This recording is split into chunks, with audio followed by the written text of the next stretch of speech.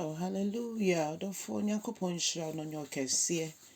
Nyankopon kyerɛ w'ahyia mu no mie kwan fa nto baabi a kwan yɛ na. Awurade yɛda w'ase sɛ wode yɛwura na wɔtwe foforo mu. Na wɔtwe a Awurade wo nko ara w'ani onyam ɛna yɛpɛ sɛ yɛhu. Aseda nka wo din kɛseɛ no.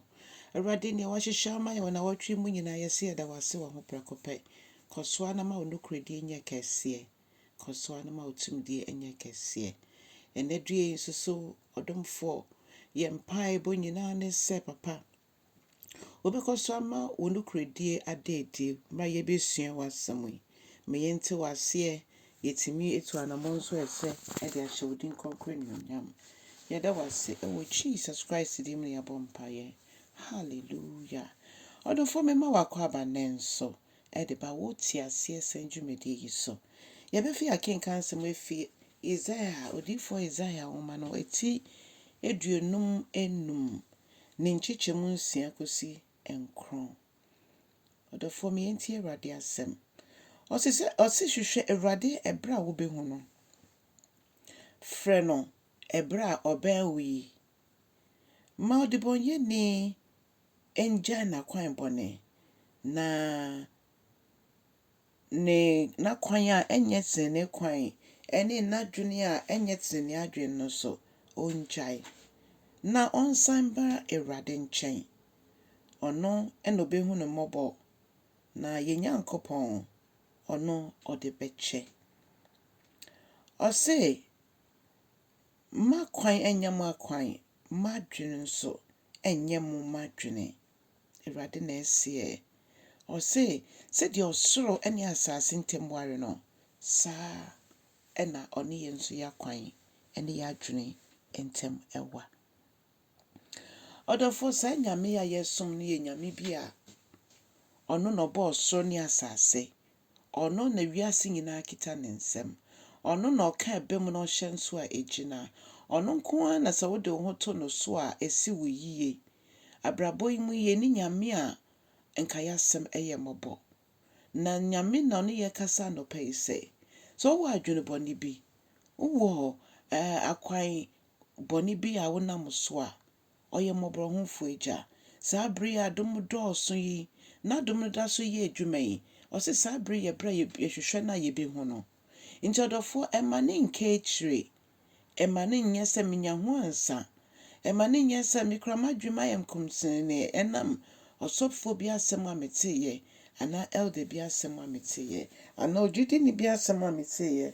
Ɔdɔfoɔ yɛ w'adwene yie efisɛ yɛne Onyankopɔn nkitahodie no ɛyɛ ankorankorɛ ɛnyɛ dɔm yɛkeka yɛn ho kɔ ɔdɔ no nnwumapɛ mu anaasɛ sɛdeɛ Bible ka sɛ menya yɛn ho ahyiedie san sɛ wɔduadua adom akyɛde ahodoɔ na nipa nso so ɛyɛ nipa na ɛsɛ sɛ ɔbɛn no nti Bible hyɛ yɛn nkora ne sɛ yɛbɛka abɔ mu yɛasom no na mmom ɛmma obi abrabɔ bi ɛnto hintidua efisɛ ewieyɛ no obi abɛbu n'akonta maako. Woni Onyankopɔn ntam te sɛn ɛno na ehia kane sɛ no nya bɛ mu a ɔno akasa ma wɔ akwankyerɛ a wode betu anamɔ ahyɛ n'anuonyam. Ɔse ɛngye mu mpo wafom no sɛdeɛ kora na sesei no adom ne nti wosan ba a ɔde bɛkyɛw na afei hom kronkron nankasa nso take over. Hom kronkron no ne yɛ ahoɔden yɛ boafoɔ yɛwerɛ kyekyefoɔ ɔno ɛna ɔkyerɛkyerɛ no ase. Ɛno nti sɛ social media take over wo time nyinaa wontimi nkyekyɛ wo brɛ mu ɛbra wode kɔ social media ɛne bra wode sua nyame asɛm ɛne bra wode nya nimdeɛ ɛnso ɔde bɛbɔ wo bra wobɛhwɛ na wo mmerɛ nyinaa ɛbɛtwam kɔ. Onyankopɔn wɔ adwene pa ɛwɔ yɛn ho. Ɔse menim adwene kora medwene ɛfa wo ho ɛyɛ papa adwene nyɛ bɔne adwene. Ɛno nti yɛyɛ adwene sɛdeɛ ɛto kɔfa no sɛ no na nyame di akyire a nka ne nyinaa yɛ owuo ɛyɛ ɔsɛyɛ nanso ɔno a onim yɛ daakye wabɔ yɛ aba asase so na onim nea wahyehyɛ ama yɛ no yɛtumi ne tu anamɔ a emu yɛ den a yɛnya abrɛma no ma ɔne yɛ kasa a ɛno na yɛbɛhu n'ani onyam na ehu nhyehyɛ pa ɔde ahyɛ yɛn no ɛho ɛmfa soɔ.